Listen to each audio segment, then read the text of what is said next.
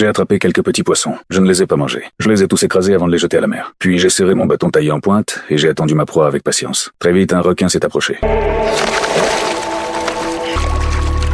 Mais je ne l'ai toujours pas mangé. À la tombée de la nuit, j'ai attaché le petit requin à un arbre. Puis je me suis caché dans un trou creusé dans le sable, en attendant qu'une proie plus grosse se montre. Parce que la nuit précédente, alors que j'allais m'endormir, j'ai entendu un bruit étrange venant du bord de mer. Alors j'ai tiré une fusée éclairante, et j'ai vu une créature humanoïde debout à la surface de l'eau. Pour être sûr que ce n'était pas une hallucination, j'ai utilisé le requin comme appât pour essayer de l'attirer. Mais à mesure que le ciel s'assombrissait, épuisé, je me suis écroulé et je me suis endormi dans le sable. Le lendemain matin, le requin avait disparu. Ça prouvait que cette créature existait vraiment. Je devais quitter cet endroit. Alors j'ai vidé toutes mes affaires, et je n'ai gardé que le gilet de sauvetage. Je voulais fabriquer un radeau pour quitter cette île. Mais quand je suis entré dans l'eau, j'ai compris que le radeau ne supporterait jamais mon poids. Je n'ai eu d'autre choix que d'abandonner ce plan. La nuit est tombée une fois de plus. Pour rester en vie, je me suis glissé à l'intérieur d'un arbre mort, en espérant échapper à cette créature. Je pensais être en sécurité. Mais, au milieu de la nuit, un grondement sourd a résonné tout autour de moi. Puis l'arbre entier s'est mis à trembler violemment. J'ai retenu mon souffle. Je n'osais faire aucun bruit. Au bout d'un moment, les bruits à l'extérieur se sont peu à peu dissipés. J'ai réussi à survivre à cette nuit. Mais je savais que cette créature était extrêmement dangereuse. J'ai donc aiguisé un autre bâton pour m'en servir comme arme. C'est alors que j'ai aperçu un corps flottant sur la mer. C'était mon compagnon mort plus tôt, mais toute la partie inférieure de son corps avait disparu. Pour mieux observer cette créature, j'ai suspendu son cadavre à un arbre, puis je me suis caché une nouvelle fois dans le sable. Quand la nuit est tombée, la créature est réapparue. Elle a arraché le corps en un instant. Je suis resté figé sur place. Avant même que je puisse réagir, elle avait déjà disparu.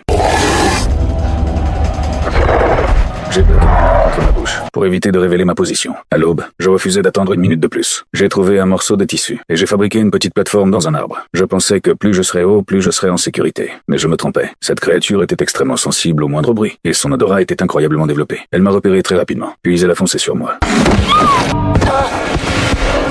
Je me suis mis à courir de toutes mes forces, mais elle était beaucoup trop rapide. En un instant, elle s'est retrouvée devant moi, avant de me projeter violemment au loin. Je me suis écrasé lourdement au sol. Je l'avais blessée plus tôt avec mon arme, et elle a reculé sous l'effet de la douleur. J'ai saisi cette occasion, et je suis monté en catastrophe dans un grand arbre. J'ai survécu à une autre longue nuit. Le lendemain matin, j'ai commencé à soigner mes blessures, et c'est à ce moment-là que j'ai vu quelque chose qui m'a totalement glacé sur place.